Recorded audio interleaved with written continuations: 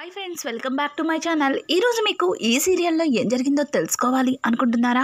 అయితే వెంటనే మనం సీరియల్లోకి వెళ్ళిపోదాం.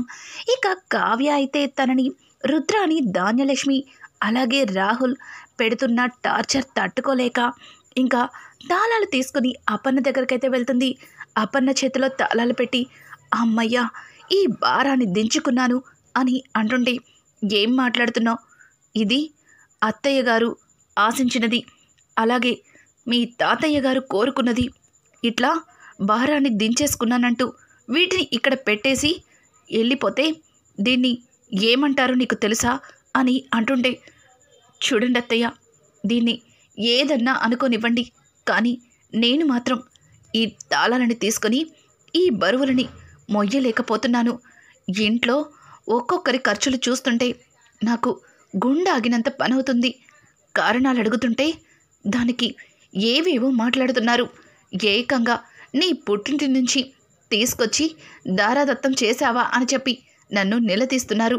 బాబోయ్ వద్దు, నాకీ బాధ్యతలు వద్దు అని చెప్పి కావ్య అయితే ఇక అపర్ణ చేతిలో తాళాలు పెట్టేసి వెళ్ళిపోబోతుంటే, ఆగు, అంటే నువ్వు భయపడుతున్నావా లేకపోతే తప్పించుకుంటున్నావా అని అంటుంటే, చూడండి అత్తయ్య, మీరేమన్నా అనుకోండి, నా వల్ల కాదు అని చెప్పి కావ్య అయితే ఇంకా గదిలో నుంచి పారిపోవడానికి ప్రయత్నిస్తూ ఉంటుంది. ఏంటి పారిపోతున్నావు? నువ్వు ఇలా తప్పించుకొని వెళ్ళిపోతే చూస్తూ నేను ఊరుకుంటా అనుకుంటున్నావా? నా తరువాత ఈ బాధ్యతలన్నీ నువ్వే స్వీకరించాలి. మరి ఈ బాధ్యతల నుంచి తప్పించుకుంటే ఎలా కుదురుతుంది చెప్పు అని అంటూ ఉంటే, ఏమో నాకు తెలియదు అత్తయ్య గారు, కానీ ఇప్పటికి మాత్రం ఈ బాధ్యతలు మోయడం నా వల్ల కాదు. ప్లీజ్ దయచేసి ఈ విషయంలో నన్ను వదిలేయండి అని అంటుంటే, నువ్వు దేని గురించి భయపడుతున్నావో నాకు అర్థమైంది. చూడు, నేను చెప్పినట్టుగా చెయ్యి. ఇక రుద్రాని, ధాన్యలక్ష్మి, రాహుల్ వీళ్ళెవ్వరూ కూడా నీ జోలి కంటే రారు అని చెప్పడంతో, వద్దత్తయ్య గారు, ఈ ఒక్కటి మాత్రం నా వల్ల కాదు, నన్ను వదిలిపెట్టండి అని చెప్పి ఇక కావ్య అక్కడి నుంచి తప్పించుకొని వెళ్ళిపోతుంది. ఏంటో ఈ కావ్య నిదానంగా నచ్చచెప్పి ఈ బాధ్యతల్ని తనకే అప్పగించాలి, అప్పుడే నా బాధ్యత తీరుతుంది అని చెప్పి ఇక అపర్ణ తన మనసులో అనుకుని ఆ తాళాలని తన కొంగుకి ముడివేసుకుంటుంది. ఇక్కడ చూస్తే రాజ్ బ్యాంకు వాళ్ళు తనకి వారం రోజులు గడువు మాత్రమే ఇచ్చారు. ఇక్కడ చూస్తే ఆ నందగోపాల్ తప్పించుకొని తిరుగుతున్నాడు. వాణ్ణి ఎలా పట్టుకోను, బ్యాంకుకి 100 కోట్లు ఎలా కట్టను, దీని గురించి ఎవరితో మాట్లాడను, కళావతితో మాట్లాడితే ఏదైనా సొల్యూషన్ దొరుకుతుందా, తను నాకేమన్నా సహాయం చేస్తుందా అని చెప్పి రాజ్ తనలో తను ఆలోచిస్తూ ఉంటాడు. ఇక కావ్య అయితే రాజ్ కోపాన్ని చూసి భయపడుతూ లోపలికైతే వెళ్తుంది.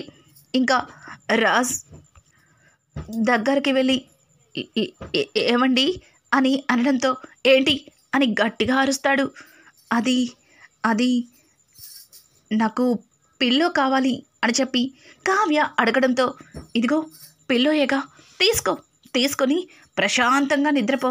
నీకు ఎట్లాంటి సమస్యలు లేవు కదా, ఎట్లాంటి బాధ్యతలు లేవు, ఎవ్వరికి నువ్వు సమాధానం చెప్పనక్కర్లేదు, తీసుకో, ఇదిగో ఈ పిల్లో కూడా తీసుకో అని చెప్పి మంచం మీద ఉన్న పిల్లలు మొత్తం కింద పడేస్తాడు.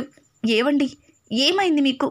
నేను కేవలం దిండు మాత్రమే అడిగాను, ఏకంగా మంచాన్ని ఇచ్చేస్తున్నారు అని అంటుంటే, ఏంటి అయితే ఇది కూడా కావాలా, తీసుకో అని చెప్పి రాజైతే చాలా చిరాకు పడతాడు. ఏవండి, ఈరోజు మీకేమైంది? నా మీద ఎందుకండి కారాలు మిరియాలు నూరుతున్నారు? అసలు ఏం జరిగింది?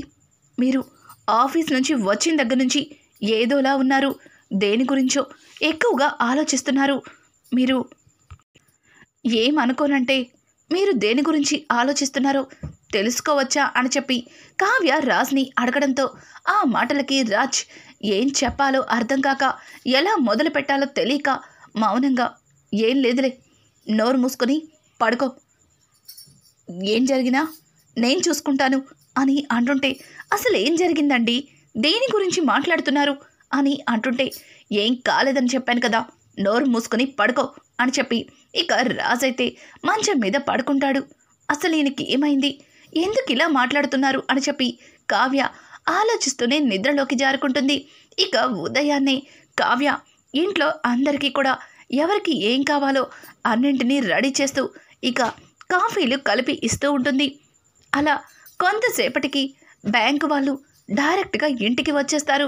వాళ్ళని చూసిన సుభాష్, ఏయ్ ఎవరు మీరు, ఏంటయ్యా చెప్పా చేయకుండా అలా ఇంట్లోకి వచ్చేస్తున్నారు అని అంటుంటే, మేమెవరో మీకు తెలీదా, మీ అబ్బాయి స్వరాజ్ మీకు చెప్పలేదా అని అడగడంతో దానికి ఇక సుభాష్ అయితే రాజ్ అని అంటూ ఉంటే పైనుంచి రాజ్ కిందకి దిగుతూ వాళ్ళని చూసి వీళ్ళేంటి ఇంటికి వచ్చేశారు అని రాజ్ తన మనసులో అనుకుంటూ, అది డాడీ వీళ్ళు అని అంటుంటే, ఓ అర్థమైంది, మీరు మా గురించి చెప్పలేదని తెలిసింది, మేము బ్యాంక్ నుంచి వస్తున్నాం అని బ్యాంక్ వాళ్ళు మాట్లాడుతుంటే ఇక రాజ్ వాళ్ళ దగ్గరకు వచ్చి, ఏంటండి మీరు, నిన్ననే కదా మీరు తాతయ్య సంతకాలు పెట్టి డబ్బు కట్టాలని చెప్పింది, దానికి మీ దగ్గర వారం రోజులు గడువు తీసుకున్నాను కదా, కానీ ఒక్కరోజుకే ఇలా ఇంటికి వచ్చేసారేంటి, పైగా డైరెక్ట్గా మా ఇంట్లో వాళ్ళతోనే మాట్లాడుతున్నారు అని అంటూ ఉంటే ఆ మాటలకి ఆ బ్యాంకు వాళ్ళు, చూడండి సార్, మీరు నిజంగానే ఆ అప్పు మీరు తీరుస్తారని సంతకాలు పెట్టారు, దానికి మేం కూడా మీ మీద నమ్మకంతో వారం రోజులు గడువిచ్చి వెళ్ళిపోయాము, కానీ వెళ్ళిన తర్వాత తెలిసింది ఈ ఆస్తి మొత్తం సీతారామయ్య గారి పేరు మీద లేదని, పైగా ఈ ఆస్తి మొత్తం మీ భార్య కావ్య పేరు మీద ఉందని తెలిసింది అని అంటుంటే, అయితే ఏమైంది ఇప్పుడు, మీకు 100 కోట్లు కట్టకపోతే అప్పుడు కదా మీరు ఆస్తి విషయంలో ముందుకి రావాలి, కానీ మీరు ఇలా ఇంటికి వచ్చేసి ఇంట్లో గొడవ చేస్తానంటే చూస్తూ ఊరుకోను అని చెప్పి ఇక రాజ్ వాళ్ళతో పర్సనల్గా మాట్లాడుతూ ఉంటే ఇక రుద్రాణి అయితే, రాజ్ ఏమైంది, బ్యాంక్ వాళ్ళెందుకు ఇంటికి వచ్చారు, మనకి ఏమైనా ఆఫర్స్ ఇస్తున్నారా, మన డిపాజిట్లన్నీ వాళ్ళ బ్యాంక్లోనే ఉన్నాయా ఏంటి, అయినా నువ్వు అలా పర్సనల్గా మాట్లాడడం ఏమాత్రం కూడా బాగాలేదు అని రుద్రాణి అంటూ ఉంటే రుద్రాణి మాటలకి, అత్త అలాంటిదేమీ లేదు, నేను మాట్లాడుతున్నాను కదా అని చెప్పి రాజ్ కవర్ చేస్తుంటే ఇంతలో సుభాష్ అయితే, రాజ్ అసలేం జరిగింది, వాళ్ళతో ఎందుకు పర్సనల్గా మాట్లాడుతున్నావు, చూడండి మీరు బ్యాంక్ నుంచి వచ్చారని అర్థమైంది, కానీ ఎందుకు వచ్చారు, మా వాడితో ఎందుకు పర్సనల్గా మాట్లాడుతున్నారు అని అంటుంటే ఇక వాళ్ళు, చూడండి సార్, చిట్ ఫండ్ కంపెనీ నుంచి మా బ్యాంక్లో 100 కోట్లు లోన్ తీసుకున్నారు, దానికి ష్యూరిటీగా దుగ్గిరాల సీతారామయ్య గారు సంతకం పెట్టారు, ఇప్పుడు వాళ్ళు ఆ లోన్స్ని కట్టకుండా చేతులెత్తేశారు, అందుకే ష్యూరిటీ కింద సంతకాలు పెట్టిన సీతారామయ్య గారే ఆ 100 కోట్లు కట్టాలి, ఒకవేళ అలా కట్టకపోతే ఆయన ఆస్తులని అలాగే కంపెనీలని జప్తు చేయాల్సి ఉంటుంది, కానీ ఇప్పుడే తెలిసింది ఈ ఆస్తి మొత్తం మీ కోడలు గారు కావ్య గారి పేరు మీద ఉందని, మరి అంత డబ్బుని మీరు కడతారన్న నమ్మకం మాకు ఎలా ఉంటుంది, అందుకే ఈ విషయాన్ని రాజ్ గారితో మాట్లాడాలని ఇక్కడికి వచ్చాను అని అంటూ ఉంటే ఆ మాటలు విన్న రుద్రాణి అయితే, ఏంటి మా నాన్న 100 కోట్లకి సంతకం పెట్టాడా, ఎవరు అడిగి పెట్టాడు, ఎలా పెడతాడు, అయినా సంతకాలు పెట్టేసినంత మాత్రాన ఆ డబ్బు మేము కట్టేస్తామా ఏంటి, ఎవడో తీసుకుని చేతులు ఎత్తేస్తాయి, దానికి మమ్మల్ని ఎందుకు బాధ్యులను చేస్తున్నారు, చూడండి మా ఆస్తిలో చిల్లి గవ్వ కూడా ఇచ్చేది లేదు, ముందు మీరు ఆ లోన్ తీసుకున్నవాడు ఎక్కడున్నాడో వెళ్ళి వెతికి పట్టుకోండి అని చెప్పి ఇక రుద్రాణి అయితే నోటికి వచ్చినట్టు మాట్లాడుతుంది. రుద్రాణికి సపోర్ట్గా ధాన్యలక్ష్మి కూడా, అవునవును, మీరు లోన్ తీసుకున్న వాళ్ళని వదిలేసి ష్యూరిటీగా సంతకం పెట్టిన వాళ్ళని వచ్చి డబ్బులు కట్టమని అడుగుతున్నారేంటి, అయినా ఎవరి ఆస్తులు ఎవరు జప్తు చేస్తారు, చూడండి ఈ ఆస్తి మాది, మీరు ఆస్తిని జప్తు చేస్తామంటే చూస్తూ ఊరుకోం, కోర్టు దాకా వెళ్ళవలసి ఉంటుంది అని చెప్పి ధాన్యలక్ష్మి అమాయకంగా మాట్లాడుతుంటే ఆ మాటలకి బ్యాంకు వారు, చూడండి మేడం, మీరు చదువుకున్నవారు, మీకన్నీ తెలుసు అనుకుంటా, కానీ మీరు ఏం మాట్లాడుతున్నారో మీకేమన్నా అర్థమవుతుందా, మీ మామయ్య గారు దుగ్గిరాల సీతారామయ్య గారు షూరిటీ సంతకం పెట్టారు అంటే దానికి అర్థం వాళ్ళు బ్యాంక్లో నుంచి తీసుకున్న లోన్ కట్టని పరిస్థితుల్లో దాన్ని నేను కడతానని బాధ్యత వహించి అక్కడ సంతకాలు పెట్టారు. కానీ మీరు ఏదేదో మాట్లాడుతున్నారు. ఇది చాలా పెద్ద ఇష్యూ అవుతుందని మీకు తెలీదా? ఇంతవరకు స్వరాజ్ గారి మాట మీద నమ్మకంతో నిదానంగా మాట్లాడాం. కానీ మీ ఇంట్లో వాళ్ళు మాట్లాడుతున్న మాటలన్నీ విన్న తర్వాత పూర్తిగా అర్థమైంది. మీరు బ్యాంకుకు కట్టవలసిన లోన్ని మీరు కూడా ఆ నందగోపాల్లాగా చేతులెత్తేయాలని చూస్తున్నారని అని చెప్పి ఇక బ్యాంకు వారైతే చాలా సీరియస్ అయిపోతుంటే ఆ మాటలకి రుద్రాణి అయితే, చూడండి, అయినా మా నాన్నే లేరు. మా నాన్న హాస్పిటల్లో చావు బ్రతుకుల మధ్యలో ఉన్నారు. పైగా ఆయన చస్తాడో బ్రతుకుతాడో కూడా తెలీదు. ఇప్పుడు మీరొచ్చి 100 కోట్లు కట్టమంటే ఎక్కడి నుంచి తీసుకొచ్చి కట్టేది? ఓ, అందుకేనా మా నాన్న చాలా తెలివిగా ఆస్తి మొత్తాన్ని కావ్య పేరుకి మార్చాడు. నాన్న మంచి పని చేశాడు అని చెప్పి రుద్రాణి మాట్లాడుతుంటే, చూడండి సార్, ఇక్కడ ఏం జరుగుతుందో నాకు అర్థం కావట్లేదు. ఇంతవరకు మీ మీద మీ కుటుంబం మీద చాలా నమ్మకం ఉండేది. కానీ మీ కుటుంబంలో వాళ్ళ మాటలు విన్న తర్వాత మాకు ఆ నమ్మకం పోయింది. ఈరోజు సాయంత్రానికల్లా మీరు 100 కోట్లు కట్టకపోతే మీ ఆస్తులని జప్తు చేయవలసి ఉంటుంది. దానికి మీరే పూర్తి సహకారంతో అన్ని విధాలుగా ఒప్పుకొని సంతకాలు పెట్టారు. మీరు మాట్లాడుకోండి అని చెప్పి ఇక బ్యాంకు వారు అక్కడి నుంచి వెళ్ళిపోతారు. ఇదంతా విన్న ఇందిరాదేవి, ఏంటి బావ మాట ఇచ్చారు, బావ మాటని నిలబెట్టుకోవడానికి ఈ ఆస్తి మొత్తం దారాదత్తం చేసినా సరే దానికి అన్ని విధాలుగా నేను నా కుటుంబం ఒప్పుకుంటుంది అని చెప్పి ఇక ఇందిరాదేవి మాట్లాడుతుంటే పక్క నుంచి ధాన్యలక్ష్మి, అత్తయ్య, ఈ ఆస్తి మొత్తం దారాదత్తం చేస్తే నేను నా పిల్లలు రోడ్డు మీద నుంచుని అడుక్కుని తినాలా? అసలు ఎవరిని అడగండి ఈ ఆస్తి మొత్తాన్ని ఆ బ్యాంకులకి వాటికి దారాదత్తం చేయడానికి? ఇప్పటికే ఆస్తిని కావ్య పేరు మీద రాసి మావయ్య గారు చాలా పెద్ద తప్పు చేశారు. ఇప్పుడు మరొక తప్పుని చేయటానికి మీరు సిద్ధమైపోయారు. ఏకంగా ఆస్తిని మరొకరికి ఇవ్వడానికి అని చెప్పి ధాన్యలక్ష్మి అంటూ ఉంటే రుద్రాణి, అవును, ఈ ఆస్తిని ఇలా దానాలు చేయటానికి నేను మాత్రం ఒప్పుకోను. నాకు రావాల్సిన ఆస్తిలో భాగం రావాల్సిందే. నాకు రాకుండా ఇలా ఆస్తి మొత్తాన్ని దానాలు చేసేవారికి దార పోస్తానంటే చూస్తూ ఊరుకునేది లేదు. ఇప్పుడే వెళ్ళి నేను కోర్టులో కేసేస్తాను అని చెప్పి రుద్రాణి అంటుంటే రుద్రాణి మాటలకి ధాన్యలక్ష్మి కూడా, అవును, నేను కూడా నా ఆస్తి కోసం కోర్టులో కేసు వేస్తాను అని చెప్పి ధాన్యలక్ష్మి మాట్లాడుతుంది. ఆ మాటలన్నీ విన్న అపర్ణ అయితే, ఏం మాట్లాడుతున్నారు? కోర్టులో కేసేస్తారా? ఎవరి మీద వేస్తారు? ఎందుకు వేస్తారు? అసలు మీరేం మాట్లాడుతున్నారు అని అంటుంటే, ఏంటదినా అలా మాట్లాడుతున్నావు? ఇంట్లో ఆస్తి మొత్తం ఎవ్వరికి కాకుండా ఇట్లా దానాలు చేసి ఆస్తి మొత్తాన్ని పోగొడుతుంటే చూస్తూ మౌనంగా ఊరుకోమంటారా? నా వాటా నాకు ఇవ్వలేదు కాబట్టి నేను నాన్న మీద కేసు వేస్తాను అని అంటుంటే ధాన్యలక్ష్మి కూడా, అవును, మావయ్య గారి మీదే నేను కూడా కేసు పెడతాను అని చెప్పి ఇక ధాన్యలక్ష్మి మాట్లాడుతుంది. ఈ మాటలన్నీ విన్న ఇందిరాదేవి, ఆపండి, ఎన్ని రోజులు ఈ కుటుంబం గురించి నా భర్త ఎంతగానో శ్రమించాడు. ఏంటి, ఆస్తి మీకు ఇవ్వకపోతే నా భర్త మీద కేసు పెడతారా? అసలు మీరు మనుషులేనా? నువ్వు ఒక కూతురువి, నువ్వొక కోడలివి. ఆయన కష్టార్జితం ఇది. ఆయన కష్టపడి సంపాదించిన ఆస్తి.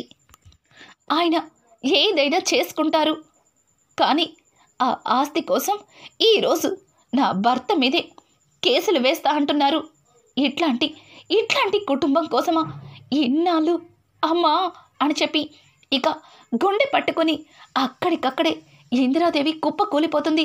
ఇక ఇందిరాదేవి పరిస్థితిని చూసిన కుటుంబం మొత్తం ఒక్కసారిగా ఇందిరాదేవిని పట్టుకుని అమ్మమ్మ, నానమ్మ, అత్తయ్య అని చెప్పి అందరూ ఇందిరాదేవిని తీసుకుని ఇంకా ఇమీడియట్లీ హాస్పిటల్కి అయితే బయలుదేరతారు. పక్కన ఉన్న ప్రకాశం ధాన్యలక్ష్మి చెంప పచెల్లు మనిపిస్తాడు. ఛీ, సిగ్గులేదా? ఇప్పటికీ నీ వల్ల మా నాన్న చావు బతుకుల మధ్యలో కొట్టుమిట్టాడుతున్నాడు. ఇప్పుడు మా అమ్మని కూడా అట్లాంటి పరిస్థితికి దిగజార్చావు. ఇదిగో ఇట్లాంటి ఆడదని పక్కన ఉన్నంత వరకు నీలో మార్పు రాదు. చూడు, మా అమ్మకి కానీ మా నాన్నకి కానీ ఏదైనా జరగరాంది జరిగితే నిన్ను జీవితంలో క్షమించను అని చెప్పి ప్రకాశం ఇక ధాన్యలక్ష్మి చెంప చెల్లు మనిపించి అక్కడి నుంచి హాస్పిటల్కి అయితే బయలుదేరతాడు. హాస్పిటల్లో ఉన్న కళ్యాణ్ ఒక్కసారిగా ఇందిరాదేవి పరిస్థితిని చూసి షాక్ అయిపోతాడు. అన్నయ్య, వదిన, నాన్నమ్మకేమైంది అని అంటుంటే ఏం చెప్పాలో తెలియక ఇక అందరూ కూడా మౌనంగా ఉంటారు. డాక్టర్ గారు ఇందిరాదేవిని పరిశీలించిన తర్వాత బయటికి వచ్చి, చూడండి, ఆవిడకి వచ్చింది చిన్న స్ట్రోకే, కానీ ఆవిడ ఈ సమయంలో ఎక్కువ టెన్షన్ పడకూడదు, బాధపడకూడదు. ఆవిడ ఎప్పుడు కూడా సంతోషంగానే ఉండాలి. ఆవిడ కనుక ఇటువంటి స్ట్రోక్ మరొక్కసారి వస్తే ఆవిడ ప్రాణాలు కాపాడడం కష్టం, చూసుకోండి అని చెప్పి ఇక డాక్టర్ ఆ విషయాన్ని చెప్పి అక్కడి నుంచి వెళ్ళిపోతాడు. ఇంకా కళ్యాణ్ అయితే, వదిన, ఏం జరిగింది? అనయ్య, నువ్వన్నా చెప్పనయ్య అని అంటుంటే ఇంతలో స్వప్న అయితే జరిగిందంతా కళ్యాణ్కైతే చెప్తుంది. కళ్యాణ్ తట్టుకోలేక అక్కడి నుంచి ధాన్యలక్ష్మి దగ్గరికి వెళ్తాడు. ధాన్యలక్ష్మిని చూసి, అమ్మా, ఏంటిదంతా? అసలు నువ్వు ఏం చేస్తున్నావా, నీకేమన్నా తెలుస్తుందా అని అంటూ ఉంటే, ఏంట్రా, ఏంటి అలా మాట్లాడుతున్నావు? నేనేదో తప్పు చేసినట్టు? నీ గురించే కదా నేను ఇంతమందితో గొడవలు పడుతున్నాను, అందరి దగ్గర చెడ్డదానిలాగా అయిపోయాను అని అంటుంటే, చూడమ్మా, నాకు ఆస్తి కావాలని నిన్ను అడిగానా? ఈ ఇంటికి పెద్ద దిక్కులని ఇట్లాంటి పరిస్థితికి దిగజార్చమని నేను చెప్పానా? అసలు నువ్వేం చేస్తున్నావు? ఛీ, ఈ రకంగా ఆస్తిని తీసుకొచ్చి నాకిస్తే ఆ ఆస్తితో నేను సంతోషంగా ఉంటానని ఎలా అనుకుంటున్నావు? అసలు నేను ఇల్లు వదిలి బయటికి వచ్చింది నీ వల్ల నా భార్య కష్టపడకూడదని, తను బాధపడకూడదని నిన్ను ఈ కుటుంబాన్ని వదిలి బయటికి వచ్చాను. కేవలం నువ్వు చేసిన తప్పుల వల్లే నేను ఇట్లాంటి నిర్ణయం తీసుకున్నాను. కానీ ఇంకా నువ్వు తప్పుల మీద తప్పులు చేస్తూనే వస్తున్నావు. ఛీ, ఈ రోజు నుంచి నిన్ను అమ్మ అని పిలవాలని కూడా నాకు అనిపించట్లేదు. చూడు, నానమ్మకి తాతయ్యకి ఏదన్నా జరిగిందంటే నీకు నాకు మధ్యలో ఉన్న ఈ తల్లి కొడుకుల బంధం ఇంతటితోనే మాయమైపోతుంది అని చెప్పి ఇక అక్కడి నుంచి కళ్యాణ్ అయితే ధాన్యలక్ష్మిని అసహ్యించుకుని వెళ్ళిపోతాడు. కానీ రుద్రని, ధాన్యం, నువ్వేం కంగారు పడకు. కళ్యాణ్ ఒక పిచ్చివాడు. వాడు బంధాలు బంధుత్వాలు అంటూ ఆ కావ్య చెప్పిన పిచ్చి మాటల్ని నమ్మి దాని మాయలో ఉన్నాడు. చూడు, ఎలా అయినా సరే మన ఆస్తిని మనం చేజెక్కించుకోవాలి. తర్వాత కళ్యాణ్ని మన దారిలోకి ఎలా తెచ్చుకోవాలో నేను చెప్తాను అని చెప్పి రుద్రాణి అయితే ఇంకా ధాన్యలక్ష్మి మనసుని పాడు చేయాలని చూస్తుంది. చూస్తూ తట్టుకోలేక అపర్ణ అయితే రుద్రాణి చెంప చెల్లు మనిపిస్తుంది. అలాగే ధాన్యలక్ష్మి మీదకి చెయ్యెత్తి, ధాన్యలక్ష్మి, నిన్ను కొట్టాలనున్నా కొట్టలేకపోతున్నాను.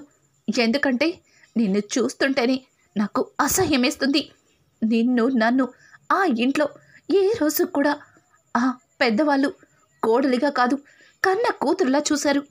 లేదు, అంతకంటే ఎక్కువగానే చూశారు. కానీ అట్లాంటి వాళ్ళని బాధ పెట్టి ఈరోజు వాళ్ళ పరిస్థితిని ఇంతటికి దిగజార్చావు.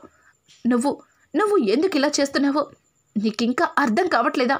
ఈ మందర చెప్పిన మాటలు విని నువ్వు నీ కుటుంబాన్ని కోల్పోతున్నావు, ఈ బంధుత్వాలని మర్చిపోతున్నావు అని చెప్పి ఇక అపర్ణ అయితే ధాన్యలక్ష్మి మనసు మార్చడానికి తనకి అర్థమయ్యే విధంగా అన్నీ చెప్తుంది. ధాన్యలక్ష్మి, మీరెన్ని చెప్పినా సరే నా కొడుక్కి రావాల్సిన ఆస్తి రాకుండా ఇట్లా దానాలు చేస్తుంటే నా కొడుకు నేను ఏమైపోవాలి అని చెప్పి ఇక ధాన్యలక్ష్మి మాట్లాడుతుంటే, ఏయ్, ఎలవే ఇక్కడి నుంచి. నువ్వు ఒక్క క్షణం కూడా ఇక్కడ ఉండడానికి వీల్లేదు. నీలాంటిది ఇక్కడ ఉంటే మా అమ్మ నాన్న ఇంకా బాధపడతారు. వెళ్ళిక్కడి నుంచి అని చెప్పి ఇక ప్రకాశం అయితే ధాన్యలక్ష్మిని హాస్పిటల్ నుంచి మెడ పట్టుకొని బయటికి గెంటేస్తాడు.